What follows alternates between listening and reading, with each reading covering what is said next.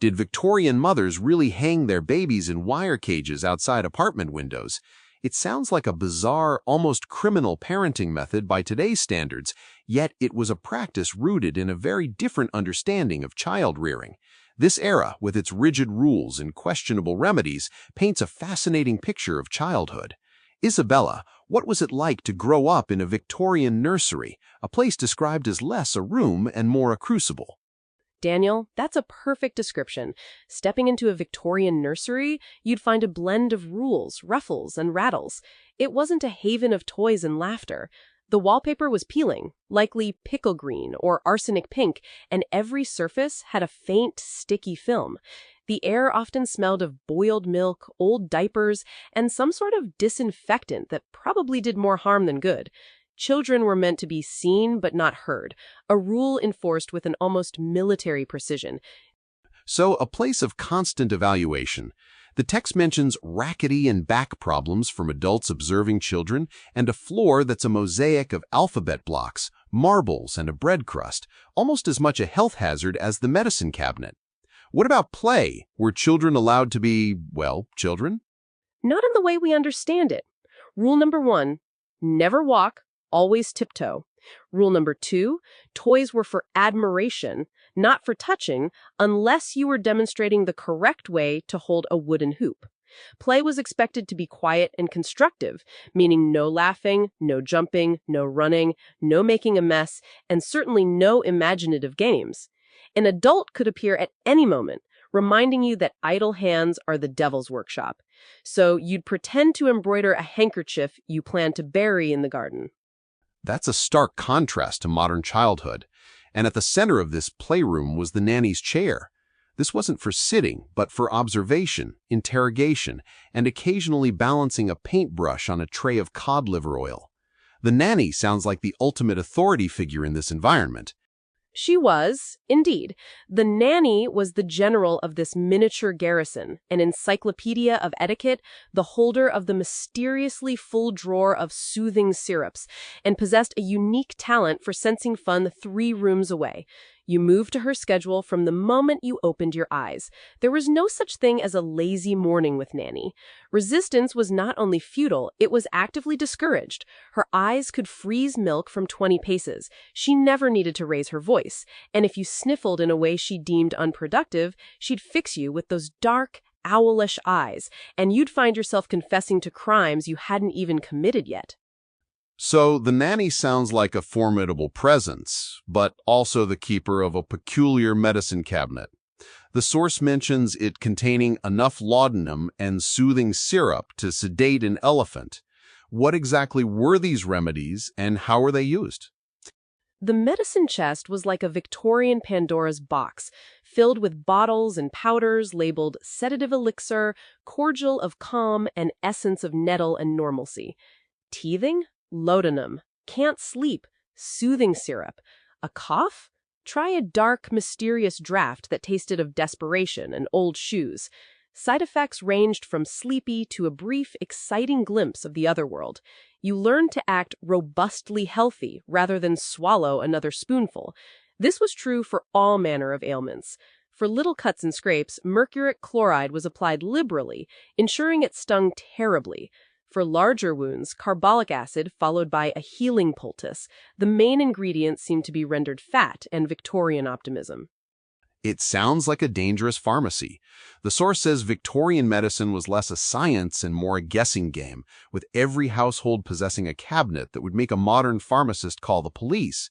Yet amidst all this sternness, were there ever moments of humanity from the nanny? Yes, in rare moments, she became almost human. On infrequent afternoons, if you completed your memorization without error, she might read a story, usually a cautionary tale about a hero punished for untidy shoelaces. Sometimes, if the wind was right and the house quiet, she might permit play with special toys, a worn set of blocks, or a half-missing puzzle. If you saw a twinkle in her eye, it was probably a trick of the gaslight, but you could hope. Her punishments were rarely physical. They were psychological masterpieces, like a solemn lecture on the fate of unruly children or a significant glance at the family Bible. The silent treatment could lower the temperature in the nursery by 10 degrees. You ended up developing a complex affection for your Victorian nanny. She was your jailer, your drill sergeant, your part-time storyteller, and, if you were very lucky, your staunchest protector. You spent your childhood tiptoeing around her, but when you grew up, you realized you could fold hospital corners, recite 10 biblical verses, and survive on 6 hours of sleep, all thanks to her. It seems the nanny prepared children for a life of endurance. And speaking of endurance, the daily morning ritual of breakfast sounds like a test of character. The source describes porridge that looks like hope's opposite. What was morning mealtime like? Every morning, you faced a pale, lumpy gruel that Victorian mothers called healthy, but seemed largely designed to break your spirit before you even reached the schoolroom. Sugar was rare, flavor forbidden, and if you were very lucky, you might find a rogue raisin or a dead fly. The table was set with military precision. Heavy curtains kept out the sunlight, lest a single beam illuminate the culinary tragedy on the breakfast table. Conversation was only permitted in Latin or when correcting someone's table manners. The only sound was your father's distant rustle of the newspaper or the family dog's whimper, having wisely passed on the table scraps. You chewed faithfully, feeling the occasional grit of last night's breadcrumbs between your teeth, that same bread used as building material for your uncle's unfinished folly. So no butter, no jam, certainly no joy. The source states that if you asked, you'd be told butter was reserved for guests, jam was locked away and doled out by the teaspoon if you outwitted the scarlet fiend, and sugar was almost mythical. This sounds less like breakfast and more like a form of character-building punishment. Precisely. Victorian parents had advice aplenty. It builds character, they'd say, handing you a spoon that also served as an instrument of discipline. Adults would loudly read dire warnings about the dangers of French toast and fancy foodstuffs, as if an unsupervised croissant might infiltrate and corrupt the youth. You'd occasionally see advertisements for breakfast powders in cheap newspapers, promising a healthy complexion, glowing skin, and freedom from persistent fogginess. You'd want a tin, but your mother wouldn't bother. She'd remind you the secret to the family's longevity was simple, a fair and daily discomfort. You'd start to suspect your ancestors lived so long purely out of spite. And after this daily ordeal, the children were sent off to school or back to the nursery. But what about that pervasive mantra? Children should be seen and not heard. How did children navigate a household where invisibility was the ideal? It was a delicate art, almost a dance of silence. You shuffled through hallways at a runner-up to fainting pace, like a small, perpetually anxious ghost. Every step was calculated. Walk only on the rug, avoid the loose floorboard, and for goodness sake, don't trip over the footstool. If you had to sneeze, you did it into your pinafore with an apologetic expression. Coughs were suppressed, giggles forbidden. If you dropped something, you'd have to invent time travel to fix it before the adults noticed. The drawing room was a minefield. You could technically enter, but only if you remained absolutely motionless and radiated the energy of a potted plant. Hands folded, eyes politely averted, trying not to look at the biscuits on the sideboard, which were as forbidden as laughter, but twice as tempting. So even at dinner, the final exam of the day, children had to perform this act of invisibility. The text describes eating in silence, chewing thoroughly, and resisting the allure of the gravy boat. What were the consequences of breaking this silence or failing to be invisible? If you spoke, your answer had to be brief, respectful, and, if possible, in complete sentences. Yes, father. No, mother. Terribly sorry, grandmama. I shan't mention frogs at the table again. If you joked, it had to reference Greek mythology or at least involve a mild pun about sherry. Otherwise, silence. To be ignored was considered a privilege. The less you spoke, the safer you were. You mastered the neutral face, that expression that said, I am well, I am grateful, and I am certainly not contemplating hiding under the piano. You learned to control laughter, to stifle the urge to ask why Cousin Edgar's hair looked like a startled hedgehog, and to eradicate the impulse to sing, shout, or otherwise express joy. Joy was reserved for special occasions like Queen Victoria's birthday or the sighting of a hedgehog in the garden. The punishments for breaching this rule were swift and creative. The chair of introspection, where you contemplated your sins before a print of weeping angels. Solitary reading of books with titles like How Talking Leads to Ruin, and of course the perennial fear of being sent to bed without supper. It sounds like silence was enforced through a combination of social pressure and psychological techniques. Absolutely. But perhaps the greatest of all Victorian punishments was the lecture. An adult, usually your father, but sometimes a passing neighbor, would explain at great length that silence built character, noisy children went to the debtor's prison, and having opinions was dangerously French. You'd nod, apologize, and resolve to reduce your voice to a whisper for the next week. You learned to walk softly, keep your thoughts to yourself, and sense the wooden spoon approaching before it appeared. You mastered reading the room, calculating how far you could push your luck. So the nursery was a place of extreme discipline, but also with curious elements. The source mentions the astonishing fact that urban Victorian parents sometimes hung their babies in wire cages outside apartment windows for fresh air. This seems incredibly risky. It really is a surreal image. These curious little wire boxes jutted out from high windows, each containing a bonneted, blanket-wrapped infant. Victorian parenting books were filled with dire warnings about stale air and poorly ventilated rooms.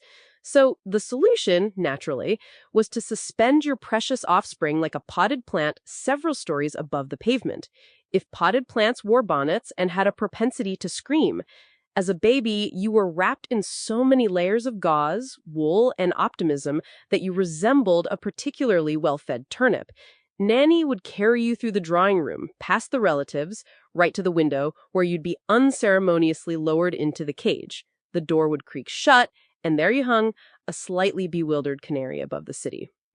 And the theory behind this was simply fresh air, despite the actual air being a mix of coal smoke, fog, and manure.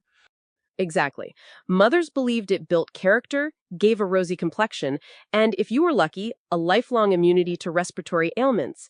The weather was only a minor variable. If it rained, the cage was covered with an oilcloth. If it snowed, perhaps a hot water bottle was tossed in for companionship. On summer days, you had the slight advantage of not freezing to death, but then you were at the mercy of the entire pigeon population of the city, who saw the cage as prime real estate. Sometimes a well-meaning uncle would suggest a sprig of lavender to keep the flies away. It never worked. Life in the baby cage was a masterclass in resilience. You quickly learned the simple joys of feeling your own nose unravel or the thrill of a double-decker omnibus turning the corner. The source mentions there were stories of babies being found among the railings, on clotheslines, or even, according to one rumor, in the Lord Mayor's carriage. It truly highlights the dangers. But what about discipline in general? The source mentions a wooden spoon or a masterful glance. Discipline was a complex blend of science, folklore, and creative improvisation. The adage, "spare the rod, spoil the child," was woven into every respectable sofa cushion. There were official rules, of course, long, elaborate lists, written in copperplate by some serious family elder, and pinned in the nursery, the kitchen, and probably the chicken coop. Rules about keeping elbows off the table, about shoes being in precisely the right place, and a near supernatural reverence for punctuality. Break one and you'd face a warning glance. Break a second and you quickly learned how creative Victorian obedience could be. The arsenal of discipline was impressive. Wooden spoons, basting spoons, slippers, and any all-purpose hairbrush, each assigned to a particular class of offense, from small giggles to bigger crimes like opening one's mouth. Nanny could hurl a duster with a 10-foot range. Your mother's gaze could be felt 3 rooms and a small time zone away.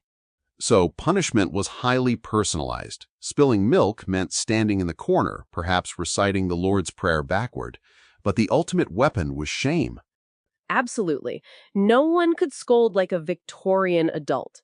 A single sigh from mother could shrivel your soul. A raised eyebrow from father was enough to make you question your entire approach to life. Even the family dog seemed to cast a judging glance. Every transgression was discussed in excruciating detail at dinner, a participatory event where you were expected to confess, repent, and promise never to forget to curtsy to an umbrella again. And there was public shame. If you'd done something particularly shocking, perhaps tracked mud into the drawing room or committed a truly scandalous act like giggling during prayers, you'd be made to stand before the family and explain yourself. Siblings would smirk unhelpfully, and your grandmother's sigh would imply your actions alone were hastening the downfall of civilization. But the text explains that this was all for your own good, building character and resilience. It's a love expressed through mildly traumatic life lessons, and the rewards, the sweets, were rare and treasured. Indeed, sweets were rare, expensive, and almost immediately brought on a toothache. Dentists, if they existed, wielded pliers and very little sympathy. Just the mention of a sweet would electrify a Victorian household. You might spot signs, like a tin of barley sugar on the highest shelf, or the faint scent of peppermint in the drawing room, signals that today the sugar gods smiled upon you. Perhaps it was a birthday, or Queen Victoria's Diamond Jubilee, or perhaps your mother was in an uncharacteristically generous mood after her second sherry. Whatever the reason, the anticipation was palpable. You'd gather with siblings in the drawing room, hearts thumping, eyes wide, each hoping for the one jewel-like confection. Victorian sweets were objects of both admiration and mild dread. Hard candies, hand-wrapped in alarming colors, displayed like jewels in glass jars. Turkish delight, especially if you were upper middle class, came with an amount of powdered sugar guaranteed to send you into a sneezing fit. The local baker offered sticky buns, small tarts, and, for the financially daring, crystallized violets. But the most sought-after treat was chocolate, not a bar, but an experience. A grainy, waxy rectangle that could almost be described as edible. The act of receiving a sweet sounds like a family event. Mother would distribute barley sugar drops almost ritually, one for each child, to be savored slowly. Biting was forbidden, and the joy was often short-lived due to the dental consequences. The source says if you complained of a toothache, you'd be given a clove to bite on. If that didn't work, you'd visit Mr. Blackwell, whose toolkit consisted of rusty pliers, a bottle of gin, and an optimist's belief in the extracting properties of sheer terror. That's very accurate. The strict etiquette around treats was also fascinating. No eating in front of guests, no noisy chewing, and under no circumstances trading sweets for marbles, frogs, or the neighbor's cat.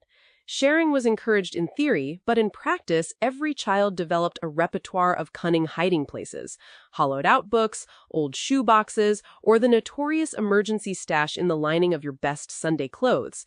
For the less fortunate, treats might mean a slice of dry fruitcake, or, when times were truly hard, a quick scrape of treacle from the bottom of an almost empty jar. Rumors of sugar cubes outside of Christmas were usually dismissed as fairy tales or a sign of overreading. The closest thing to regular sweetness was bread and jam, served on rare sunny afternoons, and only if no one was watching. Sweets were not just food. They were fleeting moments of happiness, the raw material of childhood legend, and the origin story for a lifelong distrust of anyone carrying dental instruments. It sounds like every part of Victorian childhood was a test. What about schooling? The description here sounds less like education and more like a sport of endurance. Boys were sent to preparatory schools to learn Latin and cricket, while girls went to finishing schools to perfect the art of fainting. Yes, education in the Victorian world wasn't about learning as much as it was about becoming a proper example of your gender. For boys, school was a battlefield paved with Latin declensions, the agony of algebra, and a cricket match played in gallons of rain. Boys were expected to be robust, serious, and above all, quietly miserable in pursuit of academic and athletic glory. The curriculum was extensive, though not always inspiring. You were expected to know your multiplication tables backward, recite long passages of moral verse like work while you work, play while you play, and parse sentences until you questioned the very nature of a comma. Science lessons involved dissecting things you were quite certain were alive that morning, and geography was taught in front of a map where vast swaths of land were labeled, "Here be British interests." And the teachers sound more like wardens. Mr. Stern, the mathematics master, could appear behind you the instant your attention wavered. Miss Grimface, the writing mistress, could spot a sloppy U from 30 paces. Punishments were dealt with canes, dunce caps, and public humiliation. How did this compare to girls' education? Girls' education was an entirely different matter, more akin to a tea party with warfare, but with its own terrors. Finishing school was less about finishing an education and more about finishing off any independent thought you once harbored. The curriculum involved French conversation, largely about the weather and embroidery, watercolors on insipid subjects, and endless practice at the piano, always with gloves on to keep your hands as soft as your opinions. The main focus was on accomplishments. Can you paint a rose? Can you pour tea without spilling? Can you faint gracefully if someone mentions Paris at a mixed gathering? You learn to glide into a room, to speak just loud enough for a small canary to hear, and to offer opinions only on the weather, Shakespeare's heroines, or the best way to arrange lilies in a vase. Arithmetic was minimal, lest it strain the female constitution, and serious literature was filtered through the lens of moral uplift. Emotional suppression was also a key theme. Boys were not to cry, girls could faint, but tears were reserved for high drama. Yet the text suggests there were hidden rebellions, boys reading novels under their desks, girls swapping stories of daring female explorers. It highlights a tension between the rigid education and the natural curiosity of children. Definitely. It was about learning what a Victorian was and how to survive until the next tea break. And then puberty arrives, unannounced and with zero explanation. Victorian parents simply ignored it, leaving you to puzzle out the horrors of adolescence with only a medical encyclopedia and the terrifying anecdotes of older cousins. So one day you're playing marbles in the nursery, the next you're sent upstairs to rest for what feels like a year and a half. Your body starts to betray you in every imaginable way. You grow in places that shouldn't grow. You creak when you try to speak. And you develop a sudden, embarrassing awareness of elbows. What was the official Victorian response to this? The official Victorian response was to say nothing. The word puberty was never uttered. If you ask your parents what was happening, they direct you to the family library, to the medical encyclopedia, which offered some rather unsettling illustrations, and the advice, cultivate stoicism, avoid overreading, and take a cold bath daily. The book's chapter on change was 3 pages long, 2 of which were dedicated to listing symptoms, including unusual dreams, secret thoughts, and fits of giggling. Practical advice came in the form of cryptic warnings. Stand up straight, you're slouching, father would murmur. Don't eat too much cheese at supper or you'll get ideas, mother would say, with an air of imparting ancient wisdom.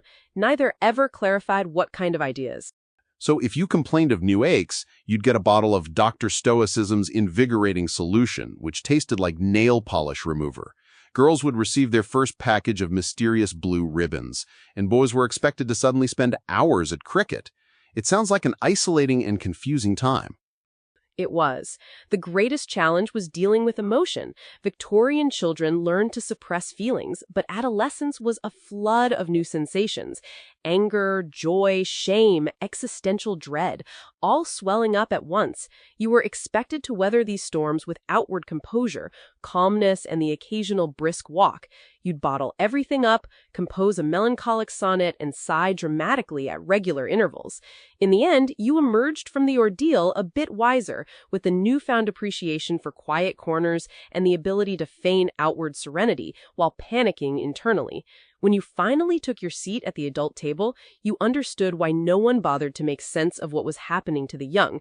Some things in the great tradition of the era were best left unsaid. And the ultimate conclusion of this childhood was bedtime. The source describes it as a ritual of tension, but not in the way we understand it. No gentle tucking in, no soothing stories. What was bedtime like in a Victorian household? The nursery was cold. The fire had long since gone out. Your nightshirt was 2 sizes too big, a hand-me-down from a cousin whose collar was said to have chafed a battle scar. After prayers came the bedtime story, but story is a generous term. Most nights it was a whispered moral tale from Nanny or an older sibling, a cautionary epic of pride, greed, or the terrible fate of children who answered back at the supper table. The message was always the same. Virtue was rewarded. Mischief was punished swiftly and often comically.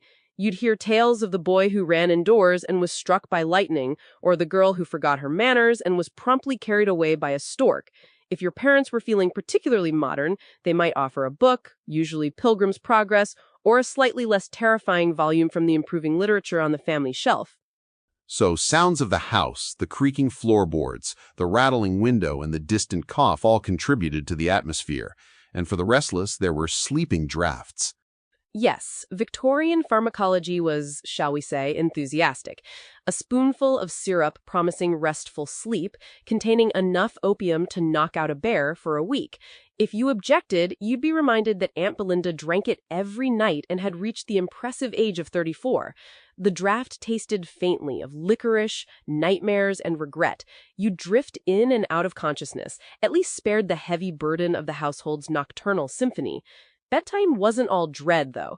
There were small comforts, the rustle of a sibling in the next bed, the distant rumble of a late-night carriage, and the warm, shared sense of having made it through another day together. You'd whisper secret plans for tomorrow, promises of daring escapes and extra marmalade, until Nanny's warning, "Hush," brought peace once more. You'd lie awake for a while, watching shadows dance on the ceiling, wondering what the next day would bring. Perhaps a new rash or an odd spot that required 3 kinds of ointment and a stern lecture on the dangers of drafts. It seems that Victorian childhood, despite its rigidities and sometimes alarming practices, instilled a unique form of resilience. From arsenic-laced decor to terrifying nannies and peculiar diets, it was a challenging environment. It truly was. You navigated the nursery porridge, the nursery rules, and more household toxins than the periodic table covers. You withstood lead paint, mind-numbing teething syrups, and family portraits so grim even nightingales would flee in nightmares. And if you made it to adulthood, you did so with at least 3 moral lessons, a collection of rashes, and a profound skepticism about all things cabbage-related. Victorian parenting might have been well-intentioned, but it was also eccentric, bewildering, and at times borderline criminal. Yet through all that discipline, questionable medicine, and layers of wool, families somehow stayed together and children grew up. They emerged with survival instincts that would put a modern prepper to shame, strong and resourceful. Absolutely. It was a testament to human adaptability. History can be cruel and funny, but it's also proof that people are stubborn, hopeful, and always inventing new ways to get through the day. So as you drift off to sleep, maybe offer a silent thank you to your legendary ancestors who endured cod liver oil and swung in wire cages 2 stories up above the street. Share this episode with someone who appreciates the strange and resilient spirit of the past.